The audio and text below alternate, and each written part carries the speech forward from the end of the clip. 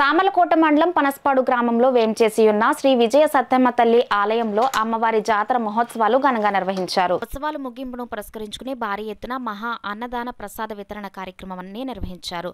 ఆలయ ధర్మకర్త అల్లాడ వెంకట్రావు అమ్మవారికి అన్నప్రసాద నైవేద్యం సమర్పించారు. తెల్లవారుజాము నుండి ఆలయ అర్చకులు అమ్మవారికి ప్రత్యేక పూజలు, అభిషేకాలు శాస్త్రోక్తంగా జరిపించారు.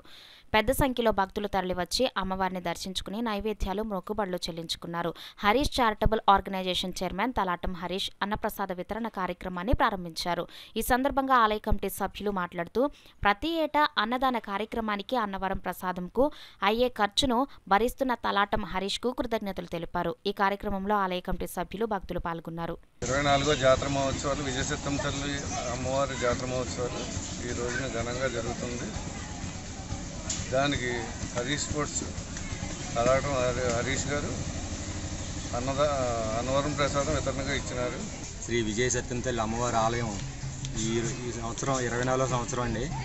ఈ 24వ సంవత్సరంలో ఈరోజు నిన్న జాతర మహోత్సవం జరిగిందండి. ఈరోజు ఏమో అన్నదానం, భారీ ఎత్తున అన్నదానం జరుగుతుంది. ఆ అన్నదానం నిమిత్తం హరీష్ స్పోర్ట్స్ తలాటం హరీష్ గారు ఈరోజు అన్నదానం ప్రసాదంలో అన్నవరం సత్యనారాయణ ప్రసాదం ఏర్పాటు చేశారు. ఈరోజు అన్నదానం అయితే మాత్రం భారీ ఎత్తున అన్నదానం జరపడం జరుగుతుందండి.